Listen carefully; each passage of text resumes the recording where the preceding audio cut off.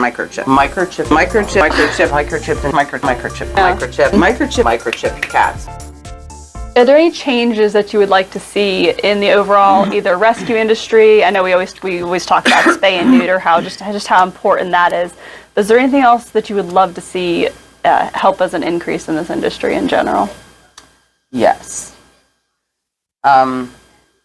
Shelters, I feel for the most part, at least in our area, I can't talk about, we're a small town. I can't talk about your big cities. We aren't that close to any big cities that I've interacted a lot with them. They do their best. They're always at capacity.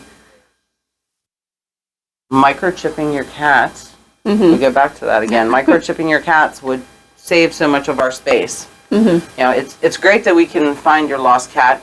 We actually just signed up with Petco Love. They have a new program now where they actually use software to grab an image from our files. When the cat comes in, we take a picture and it goes into our database, and they pull those pictures out every day, and they match them with pictures of lost pets. Wow. It's like facial recognition software, and then if they get a match, then they can contact us and say, hey, you might have somebody's lost pet. Wow. Those are amazing ideas of things that can be done to reunite pets who aren't microchipped. So the microchips we definitely want to do appropriately looking for your pets. If your pet gets lost, I have so many people who I see these silly Facebook groups, where people are like, oh, my cat got out. Well, did you call your local shelter? No. Well, if I find a cat, I'm going to take it to a shelter. So you got to be actively looking for it in the right places. The rest of the world isn't looking for your cat for you. So calling your shelters nonstop until they find your cat, reporting it. There's an awesome group on Facebook called Find Toby MPA, and that's our local lost and found gold mine. They post cats and dogs and rabbits and birds and whatever they think is a pet.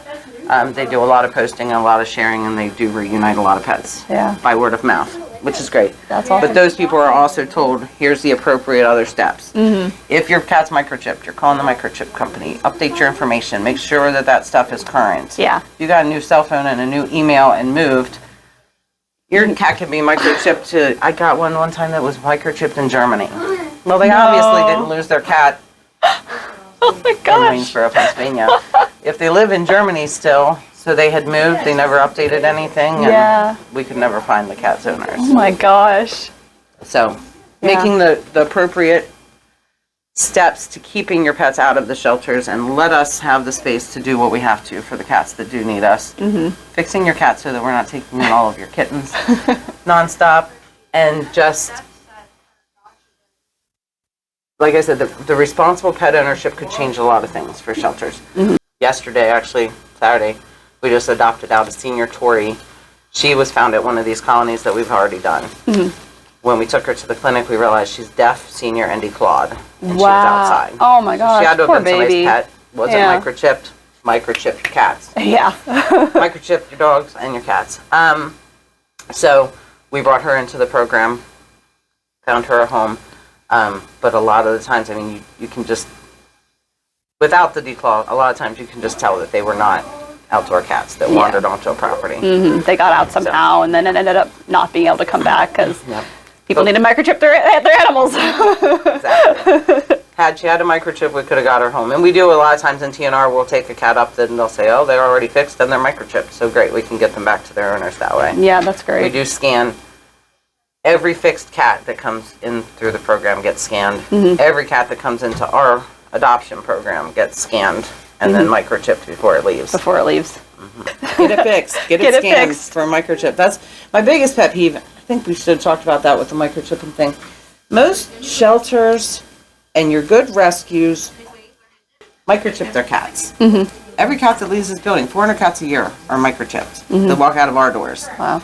Can't imagine how many walk out of our local shelters doors in every county surrounding us. When people find a cat and they post a picture and say, hey, I found this cat, does it belong to anybody?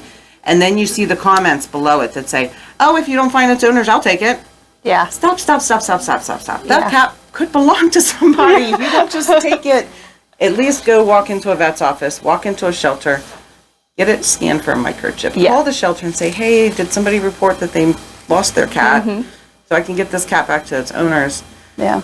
It's just sad to think of how many pets are out there that never made it home. That are in second homes because they accidentally got out and nobody scanned Nobody it. bothered to say, yeah. So microchip your cats. Know that a lot of cats are microchipped, and just make that effort to try and get them home first before you find a new one. Yeah. And at least just take them into the vet and be like, hey, I just found this cat. Can you scan it for a microchip? And just to see vets don't charge if you it's to there. do it. We have a sign in our window. We will scan any lost pet. We'll scan dogs. We'll scan cats. We also, if we could, microchip our kids. So dogs, they make collars now where you can GPS track your dogs. I saw those. Amazing. Technology's out there, and it's coming, and it's working its way into keeping pets in homes, and that's so important. So important. Microchip